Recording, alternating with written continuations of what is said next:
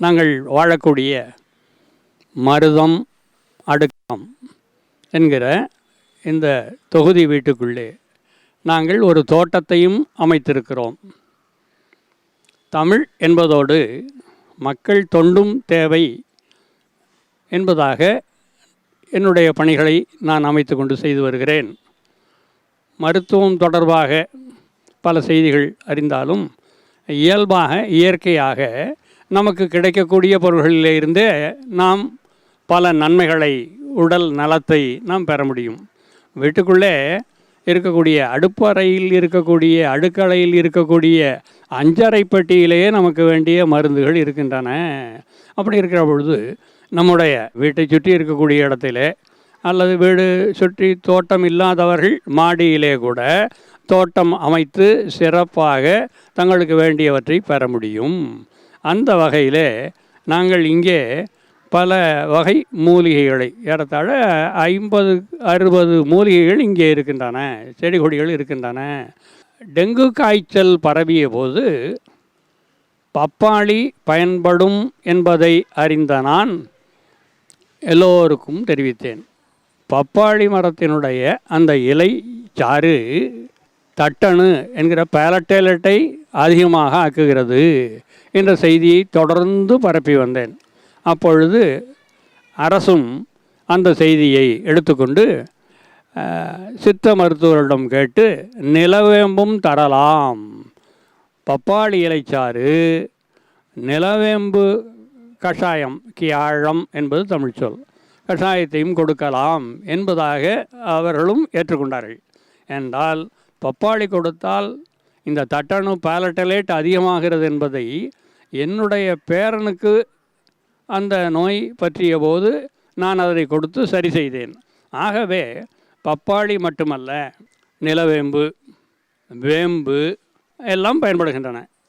நம் நாட்டிலே மிக அதிகமாக இருக்கக்கூடியது என்று சொன்னால் சர்க்கரை நோய், நீரிழிவு என்று சொல்லக்கூடியதும் அதிகமாக இருக்கிறது, மக்களை அதிகம் பாதித்து இருக்கிறது.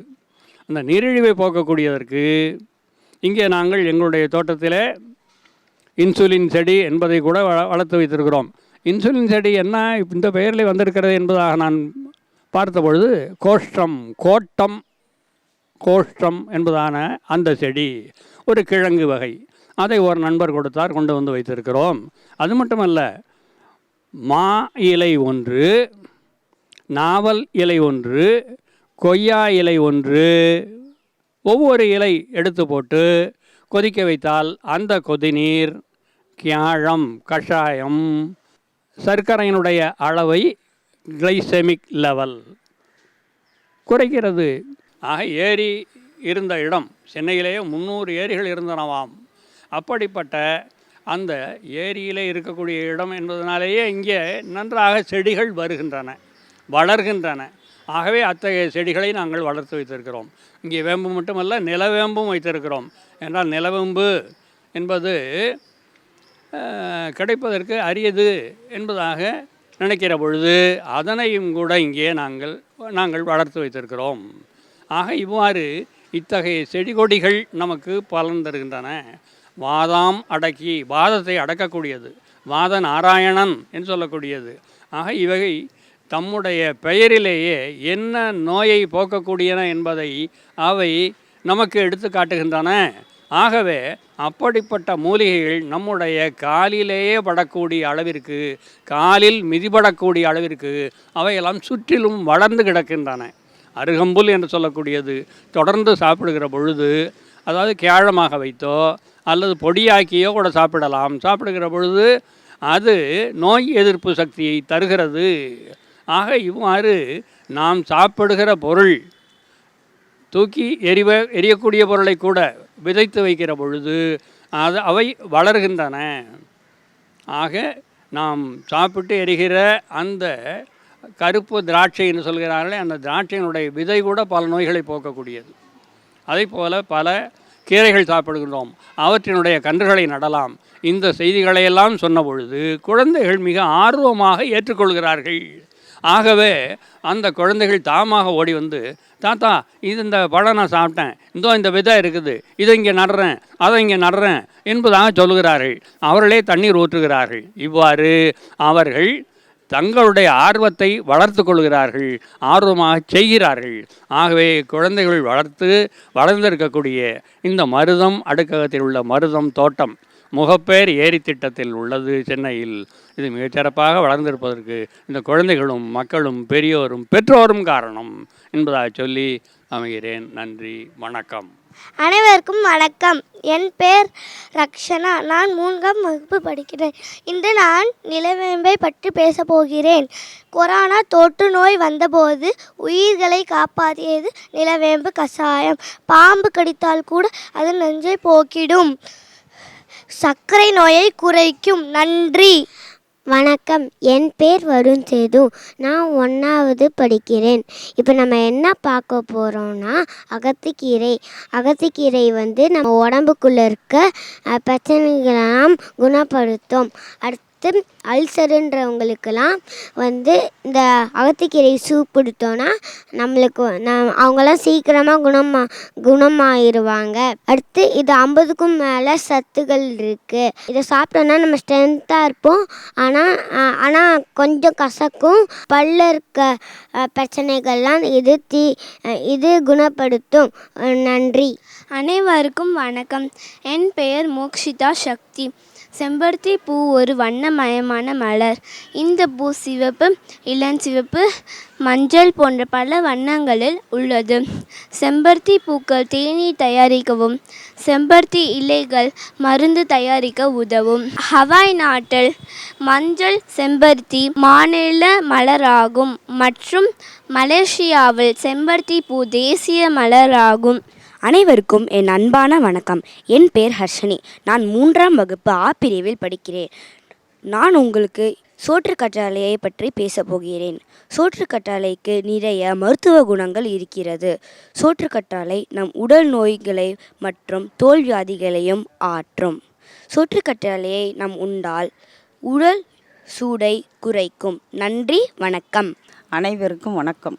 சின்ன குழந்தைகளுக்கு இந்த சிரங்கு, இந்த கொப்பளம், இந்த மாதிரி ஒரு சின்ன தாம்பரை, எச்சி தாம்பரை, அதுகளுக்கு 7 வயசு 5 வயசு பிறந்த குழந்தையிலேருந்து அதுகளுக்கு என்ன நம்ம அதுகளை சீர்முறையோடு கொண்டு வரணும் அப்படின்னு நினச்சால், தென்னை தட்டி இருக்குல்ல, பச்சை தட்டி, சின்ன தட்டி பச்சை குருத்து, அந்த குருத்தை விட்டுட்டு கொஞ்சம் முத்துனதாக அதை சிறிதாக நறுக்கி பச்சை தண்ணியில் போட்டு அலசி அது வெந்நீரில் கொதிக்க விட்டு அள்ளி போட்டு ஆற விட்டு அந்த தண்ணியில் எப்போ குழந்தை பிறந்தாலும் 16 நாள் பிள்ளையாக இருந்தாலும் சரி அதுக்கு நம்ம குளியாட்டுனா அதோட எதிர்ப்பு சக்தியும் கொடுக்கும், குழந்தையும் ஆரோக்கியமாக இருக்கும். பிள்ளைங்களுக்கு எதுவும் பூச்சியோ ஒரு எறும்பு கடித்தாலும் அந்த சிறிது நேரத்தில் நம்ம என்ன செய்யணும் அப்படின்னு என்னென்னா, ஒரு ஸ்பூனு ஒரு சிறு சீரகம், ஒரு மஞ்சள், ஒரு மிளகு, இதை நச்சுட்டு ஒரு டம்ளர் தண்ணியில் போட்டு கொடுத்தாலே அந்த குழந்தைங்களுக்கு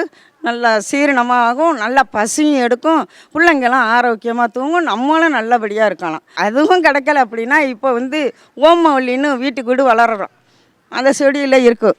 அந்த ஓமவல்லியை பிடுங்கி ஒரு 3 வயசு 1 வயசு ஒரு 6 மாதம் அப்படின்னு சொன்னால் ஒரு மிளகு, ஒரு மஞ்சத்துண்டு, இந்த சிறிது வெங்காயத்தில் ஒன்றும் சின்னமாக அதெல்லாம் நச்சுவிட்டு அந்த குழந்தைகளுக்கு போட்டு நம்ம கொடுத்தோம்னா அதுவும் சீரணம் பால் கக்காம நல்லபடியாக ஆரோக்கியமாக தூங்கும், நல்லாவும் இருக்கும். இருத்து கொடுக்கலாம். இதெல்லாம் நாங்கள்லாம் கிராமத்தில் கொடுக்குற பொருளுங்க, அதெல்லாம் கொடுக்கலாம். நல்லபடியாக பிள்ளைங்களும் நல்லா இருக்கும், நல்லாவும் வரும். அதை விட இப்போ பத்தினியம்மான்னு ஒரு வேப்பலை இருக்குது, அந்த அம்மா இலையை பிடிங்கி கொஞ்சம் நச்சு அந்த குழந்தைகளுக்கு ஒரு சொட்டு அந்த வாயில் விட்டாலுமே அந்த வேக்காலமோ அந்த சீரணிப்போ இல்லை இந்த செரிமான கோளாறோ இருக்காது. அலசிட்டு அது கொஞ்சம் வேக விட்டு குடித்தாலுமே நல்லாயிருக்கும், பிள்ளைங்க ஆரோக்கியமாகவும் இருக்கும். முருங்கைக்கீரையில் எவ்வளோ இரும்பு சத்துலாம் இருக்குது. அதை சூப்பு வச்சு மிளகு, ஜீரகம், வெங்காயம், தக்காளி எல்லாம் போட்டு சூப்பு வச்சு வேக வச்சு தண்ணியை குடித்தோம்னா அவ்வளோ நல்லது உடம்புக்கு. அதே போல் முடக்கத்தான் கீரையும் அரிசி மாவில் போட்டு ஆட்டி தோசை ஊற்றி சாப்பிட்டோம்னா கால் வலி, முழங்கால் வலிக்கு நல்லது அதுவும். அதேமாதிரி பிரண்டையும் தோல் சீவிட்டு அதை நல்லா எண்ணெயில் வணக்கி புளி மிளகாய் உப்பு எல்லாம் வச்சு துவையல் அரைச்சி சாப்பிட்டாலும் முழங்கால் வலிக்கு ரொம்ப நல்லது. அதெல்லாம் மருதம் அடுக்ககத்தில் சிறு சிறு குழந்தைகளுக்கு இனி வரக்கூடிய காலங்களில் எந்த அளவுக்கு நம்ம இந்த சமூகமானது மாறிக்கொண்டிருக்கிறது, அந்த மாற்றத்திலிருந்து வெளிவருவதற்கான அனைத்து செம்மையான பணிகளையும் இயற்கையின் மூலிகையின் வழியாக மக்கள் மத்தியில் சென்றடைய வேண்டும் என்பதற்காக சிறப்பான ஒரு நிகழ்வை நடத்தி கொண்டிருக்கிறார்கள். அந்த நெஞ்சு சளி, கோரை சளி, நல்லா லேசான பனி விட்டாலோ அல்லது சின்ன ஒரு மழை தூரப்பட்டாலோ நிறைய பேருக்கு அந்த நெஞ்சு சளின்னு அப்படியே தண்ணி மூக்கிலும் ஒழிக்கிட்டே இருக்கும். அந்த ஒரு பிரச்சனைக்கு எவ்வளோ மருந்து மாத்திரை சாப்பிட்டு கொண்டிருக்கிறார்கள். அந்த ஒரு நிகழ்வை இல்லாமல் அறவே இல்லாமல் செய்து ஒரே ஒரு செய்தி மட்டும் செஞ்சுட்டா போதும். என்னென்னா, ஆடாதோட இலை என்று சொல்லக்கூடிய அந்த இலையை பறித்து கொண்டு வந்து தண்ணீரை சுத்தமாக தண்ணீர் அலசி விட்டு நிழலை உலர்த்தி அது மிக்சியில் போட்டு நல்லா அடிச்சுட்டு பவுட்ரு போல் செய்துட்டு அதை காலையில் விடியும் பொழுது காலையில் காப்பியோ டீயோ குடிக்கிறதுக்கு முன்னாடி அதை என்ன பண்ணலான்னா, அது மிக கசப்பாக இருக்கும். அது ஒரு பளிங்கி அளவு நெல்லிக்காய் அளவு, சிறு நெல்லிக்காய் அளவு தேன் விட்டு கலந்து அது தினமும் ஒரு 48 நாள் தொடர்ந்து குடிச்சிட்டு வந்தோம்னா நம் வாழ்நாள் முழுவதும் நெஞ்சில் கூட சளி, இருமல், அந்த மூக்கில் நீர் வடிகிறது, இது மாதிரி எந்த விதமான தொந்தரவு வராது அப்படிங்கிறத நம்ம தெரிவிக்கப்படுத்துக்கிறேன். அது மட்டும் இல்லாமல் இந்த மாதிரி நிறைய மூலிகைகளை பற்றி இந்த காலத்து குழந்தைங்களுக்கு நாம் சமூகத்தில் கொண்டு போய் சேர்க்கணும். நம்ம சமூகம் மட்டும் கிடையாது, கிராமத்திலும் கூட அந்த காலத்தில் கிராமங்களுக்கு ஏகப்பட்ட மூலிகைகள் தான் குழந்தைங்களை எல்லாரும் வளர்த்து கொண்டு வந்தாங்க. இன்று கிராமங்களிலையும் இன்று இந்த இயற்கை மூலிகையினுடைய மகத்துவம் மருத்துவம் அழிந்து கொண்டு வருகிறது. இதனுடைய சிறப்பான செய்தியை இந்த மக்கள் தொலைக்காட்சியின் வாயிலாக பட்டி தொட்டி எங்கும் கிராமங்களும் நகரங்களும் நாடுகளும் அனைத்து இடங்களும் கொண்டு சேர்க்கும்படி அன்போடு இந்த வாய்ப்பை ஏற்படுத்தி கொடுத்தமைக்கு மக்கள் தொலைக்காட்சி நிறுவனங்களுக்கு அனைவருக்கும் நன்றி பாராட்டி விடைபெறுகிறேன். நன்றி, வணக்கம். நொச்சியில் ஒரு மரமாக முளைக்கிறது. அது இந்த செடி இப்போ யாருக்கும் தெரியல. இந்த கொரோனா சமயத்தில் அந்த கொசுவை ஒழிக்கிறதுக்காக வேண்டி நம்ம அந்த நொச்சி இலையை யூஸ் பண்ணோம். எல்லா இடத்துலையும் நிறையா இடத்துல யூஸ் பண்ணோம். அரசாங்கமும் நொச்சி இலையை எல்லா இடத்துலையும் நட சொல்லி கூமாத்துலலாம் நட சொல்லியிருக்கு. இந்த நொச்சி இலையை நம்ம புகை போட்டு இது பண்ணோம்னா எல்லா கொசு ஒழிஞ்சு போயிடும். கொசு தான் நிறையா அந்த ஜுரம் அந்த மாதிரி நிறையா ஒரு இது ஜுரத்துக்கு, அது மாதிரி நிறைய டெங்கு, அது மாதிரி எல்லா விதமான இதுங்களுக்கு ஜுரத்துக்கும் கொசு தான் மிகுந்த காரணியாக இருக்குது. அது ஒழிக்கிறதுக்கு இந்த நொச்சி இலை சிறந்த மருந்தாக இருக்குது. அனைவருக்கும் வணக்கம். என் பெயர் பவிஷா. நான் 6ஆம் வகுப்பு படிக்கிறேன். நான் இன்று துளசியை பற்றி பேச போகிறேன். துளசி மூலிகையின் ராணி ஆகும். துளசி இருக்கும் இடத்தில் கொசுக்கள் இருக்காது. துளசி நிறைய குணங்கள் உள்ளது. நன்றி. நம்ம அன்றாட வாழ்க்கையில் குழந்தைங்களுக்கு டெய்லி உணவில் இன்னைக்கு காலகட்டத்தில் ஜங்க் ஃபுட்டு அந்த மாதிரி ஏகப்பட்ட உணவுகளை நம்ம கொடுத்துட்டே இருக்கோம். அதை நம்ம இன்றைக்கி தடுக்க முடியாத சூழ்நிலையை தான் உண்டாக்கிட்டு இருக்கு இந்த சமூகம். அது நம்ம கொடுத்தாலும் சில இயற்கையான உணவு வகைகளை சில கொடுக்கணுன்ட்டு நான் அதை சொல்ல வரேன். முக்கியமாக அதில் கீரை. நாட்டில் இன்றைக்கி கீரையில் ரொம்ப இரும்புச்சத்து, தாது அதெல்லாமே ரொம்ப இருக்குது. இப்போ நம்ம ஜங்க் ஃபுட் அதெல்லாம் சாப்பிடும் போது குழந்தைங்களுக்கு உடல்நல பிரச்சனைகள், நோய் எதிர்ப்பு சக்திகள் அது எல்லாமே இல்லாமல் இருக்குது. இந்த மாதிரி கீரை நம்ம அன்றாட வாழ்க்கையில் முக்கியமாக குழந்தைங்களுக்கு நம்ம தினம் கொடுக்கறதால கண்டிப்பாக குழந்தைங்களுக்கு இந்த நோய் எதிர்ப்பு சக்தி அதிகரிக்கும். இரத்த சோகை வராமல் இருக்கிறத அது தடுக்கும். இன்றைக்கி நம்ம நாட்டில் வருஷத்துக்கு 30,000 குழந்தைங்க, கிட்டத்தட்ட வருஷம் 30,000 குழந்தைங்க கிட்ட சத்து குறைபாட்டால் பார்வை இழக்கும் நிலை ஏற்பட்டிருக்கு. இதை நம்ம குறைக்கிறதுக்காக முக்கியமாக கீரையை கொடுக்கலாம். கீரை நமக்கு அன்றாட வாழ்க்கையில் ஈஸியாக நம்ம பக்கத்தில் இருக்க தெருவிலே கிடைக்கிற கீரைகள்லாம் இருக்குது. அரைக்கீரை, சிறுகீரை, அகத்திக்கீரை, பாலக்கீரை, முருங்கைக்கீரை, புதினா இலை, இது எல்லாத்துமே வாரத்துக்கு 1 நாள் இல்லை 2 நாள் நம்ம குழந்தைங்களுக்கு அன்றாடம் நம்ம செஞ்சு கொடுத்தா இந்த கண் பார்வை குறைபாடு, 5 வயசில் 4 வயசில் கண்ணாடி போடுறது, இது எல்லாத்தையும் நம்மளால் தடுக்க முடியும். கரோடின் என்ற ஒரு பொருள் அதில் இருந்து அது நமக்கு குழந்தைங்களுக்கு சத்து கொடுக்குது.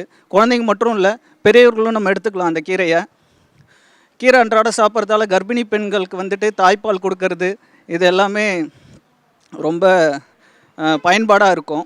ஸோ முடிஞ்ச அளவுக்கு வெளியே கிடைக்கிற உணவுகளை தவிர்த்து வீட்டில் முக்கியமாக குழந்தைங்களுக்கு சின்ன வயசுலேருந்தே கீரையை கொடுத்துட்டு அது வளர்க்குறதால அதிகமான சத்துக்களை நம்மளால் கொடுக்க முடியும். ஸோ முடிஞ்ச அளவுக்கு உணவில் காய்கறி, கீரைகளை அதிகமாக சேர்த்துக்க முயற்சி பண்ணுங்கள். நான் 2 குழந்தைங்களுக்கு அம்மா. இப்போ ஒரு 10 நாளைக்கு முன்னாடி என் குழந்தைக்கு 6 வயது குழந்தைக்கு சின்னம்மை வந்துடுச்சு. நம்ம இப்போ எவ்வளவோ டெக்னாலஜி வளர்ந்துடுச்சு, மெடிக்கல் ஃபீல்டு வளர்ந்துடுச்சுன்னு சொல்லிட்டு நான் என்ன பண்ணேன், டாக்டர்கிட்ட போயிட்டு ஆயின்மெண்ட் வாங்கி நான் போட்டு விட்டேன். ஆனால் அது வந்து என்னாச்சுன்னா குறையவே இல்லை எனக்கு. அதுக்கப்புறம் தான் வீட்டில் அம்மாலாம் சொன்னாங்க, வேப்பிலையை அரைச்சி போட்டால் தான் அது சரியாகும்னு சொல்லி. அதுக்கப்புறம் வேப்பிலையை பறித்து அரைச்சி, மஞ்சளும் வேப்பிலையும் அரைச்சி 2 நாள் தாங்க போட்டு விட்டேன். அது பார்த்திங்கன்னா மறுநாளே 2 நாள் கழித்து பார்த்தா எல்லாமே சரியாயிடுச்சு. அப்போ தான் தெரிஞ்சது, என்ன தான் மெடிக்கல் ஃபீல்டு வளர்ந்தாலும் நம்மளுடைய மூலிகைக்கு இருக்கிற பவர் எதுக்குமே இல்லைன்னு சொல்லி அப்போ தான் நான் தெரிஞ்சுக்கிட்டேன். அதே மாதிரி தான் என்னுடைய உறவினருக்கு ஒருத்தவங்களுக்கு வந்து டெங்கு வந்துருச்சு. அவங்கள ஹாஸ்பிட்டலில் அட்மிட் பண்ணி ட்ரீட்மெண்ட் கொடுத்துட்டு தான் இருந்தாங்க. ஆனாலும் பிளேட்லெட்ஸ் வந்து கம்மியாயிட்டே இருந்தது. அதுக்கப்புறம் ஒருத்தவங்க சொன்னாங்க, பப்பாளி இலை சாறை கொடுங்கன்னு சொல்லிட்டு. பப்பாளி இலை சாறை அரைச்சி கொடுக்க பிளேட்லெட்ஸ் வந்து எண்ணிக்கையை வந்து அதிகமாகிடுச்சு. இது எல்லாமே என் கண்கூட பார்த்தேன். எனக்கே வந்து நாள்பட்ட தலைவலி, அடிக்கடி எனக்கு தலைவலி வரும். நான் என்ன தான் பெயின் கில்லர் எடுத்துக்கிட்டாலும் எனக்கு அது சரியாகிறது இல்லை. இந்த நொச்சி இலை, வேப்பிலை, மஞ்சள் இது 3த்தையும் தண்ணியில் கொதிக்க வச்சு ஆவி பிடிச்சேன்னா எந்த மாத்திரைக்கும் கேட்காது, என் தலைவலி உடனே சரியாயிடும். இதெல்லாமே என்னுடைய அனுபவத்தில் நான் பார்த்தது, அனுபவத்தில் நான் சொன்னது. நன்றி. இந்த மருதம் தோட்டம் இயல்பாகவே அங்கங்கே வந்து இருக்கக்கூடிய வேப்ப மரம், மற்ற சின்ன சின்ன செடிகள் போல் எல்லாம் இருந்தது. இருந்தாலும் வீடுகளில் இதான் அழகுக்காக வளர்க்குறாங்கள்ல, அதை போல் வளர்ந்துருந்த சோத்துக்கத்தாழைங்கிறவன் அது வீட்டில் நிறைய கிளச்சி வளர்ந்துருச்சுன்னு கொண்டு வந்து ஒரு பள்ளியில் ஆசிரியராக வேலை பார்க்கக்கூடிய அம்மையார் கொண்டு வந்து 10 கன்றுகளை இங்கே நட்டார். அந்த 10 சோற்றுக்கற்றாழையும் நல்லா வளர்ந்தது. சோற்றுக்கற்றாழை எவ்வளவு பயனுள்ளதுன்னு உங்களுக்கு தெரியும். அதை சோற்றை அதற்குள்ளே வைத்திருக்கக்கூடியது அந்த சோற்றுக்கற்றாழை. உள்ளே இருக்கக்கூடிய சோற்றை மட்டும் தனியாக வழித்து எடுத்தோம்னாக்க அதை வந்து கரைச்சி குடித்தாலே சர்க்கரை நோய், இன்றைக்கி பரவலாக இருக்க இந்த சர்க்கரை நோய் போகும்.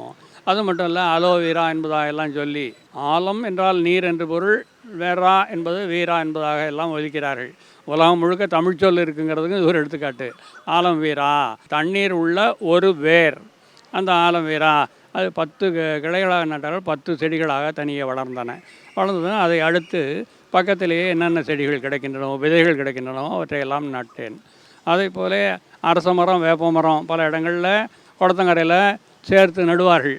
அதை போல் கிடைத்ததை ஒரு நண்பர் கொண்டு வந்தார். இங்கே முன்னாலே வைத்து அது ஒரு பெரிய நிழல் தரக்கூடிய பகுதியாக வளர்ந்து விட்டது.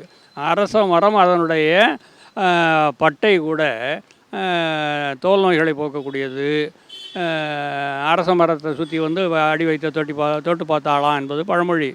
ஆக கர்ப்பப்பையை தூய்மை செய்யக்கூடியது, குழந்தை பேற்றுக்கு உதவக்கூடியது அல்லவா அது. அதே போல் அரசாங்கமும் நிறைய செய்திருக்கிறது. சுற்றிலும் அந்த கூவமாறு நாரத் தொடங்கியது பொழுது அதை சுற்றிலும் இந்த புங்கன் மரக்கன்றுகளை நட்டிருக்கிறார்கள் அரசு சார்பிலே. நொச்சி கன்றுகளை நட்டிருக்கிறார்கள்.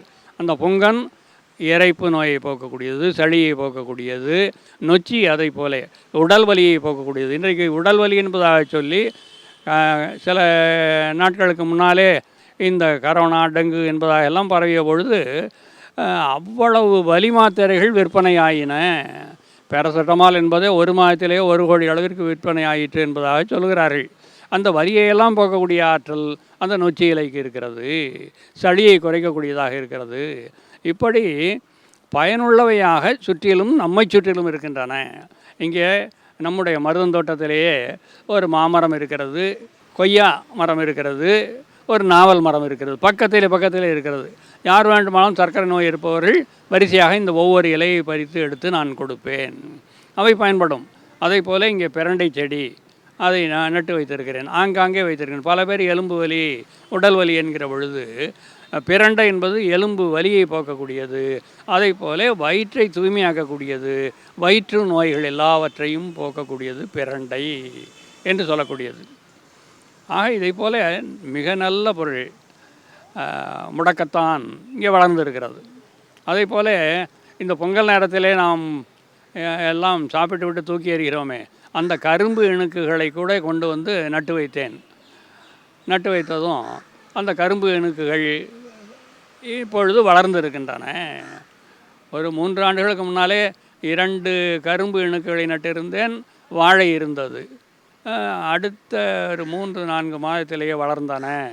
ஆக இந்த கரும்பு இணுக்கு அடுத்த பொங்கலுக்கு பயன்படக்கூடியதாக கரும்பை தந்தது. அதேபோல் வாழை 2 தார் வாழை கிடைத்தது. இவ்வாறு பொருள் அனைத்தும் பயன்படக்கூடியதாக இந்த செடி கொடிகள் இருக்கின்றன. இவற்றை வளர்ப்பதனாலே நமக்கு மிக பெரும் நன்மைகள் இருக்கின்றன. எதிர்காலத்தில் நோய்கள் பரவாமல் தடுக்கக்கூடியதாகவும், நம்முடைய குழந்தைகள் நலன் தரக்கூடிய, நாம் எந்த கீரையை சாப்பிட்டாலும் பொன்னாங்கண்ணி, கரிசலாங்கண்ணி அல்லது அரைக்கீரை, முளைக்கீரை, பாலக்கீரை முதலிய எந்த கீரையாக இருந்தாலும் அவற்றினுடைய வேர் பகுதியை கொண்டு வந்து நட்டால் அவை வளரும். ஆகவே அவையும் கீரைகள் எவ்வளவு பயனுள்ளன, வைட்டமின் சி என்பதாக சொல்கிறார்கள். ஆக கீரையிலிருந்து கிடைக்கக்கூடிய அனைத்து சத்துகளும் நம்முடைய எலும்பு, கண், உடல், தசை, நரம்பு இவற்றையெல்லாம் பாதுகாக்கக்கூடியதாக இந்த கீரைகள் இருக்கின்றன. உடல் நலத்துக்கு உகந்த கீரைகள் நம்முடைய காலிலே மிதிபடுகின்றன. ஆக இவ்வளவு பயனுள்ள இந்த செடி கொடிகளை, கீரைகளை, கன்றுகளை வளர்ப்பதற்கு நாம் மிகச் சிரமப்பட தேவையில்லை. மழை பெய்கிற காலத்திலே அவற்றை விதைத்து வைத்தால் போதும். ஆக இவ்வாறு வளர்ந்தது தான் இந்த மருதம் தோட்டம். சென்னையில் முகப்பேர் ஏரித்திட்டம் பகுதியில் உள்ள இந்த வீடுகளில் இருக்கக்கூடிய குடும்பங்கள் பலவற்றுக்கு மட்டுமல்ல, வெளியூரிலிருந்து வரக்கூடியவர்கள் கூட இந்த மூலிகைகளை இங்கிருந்து பெற்று செல்கிறார்கள். மகிழ்ச்சி. நன்றி. வணக்கம்.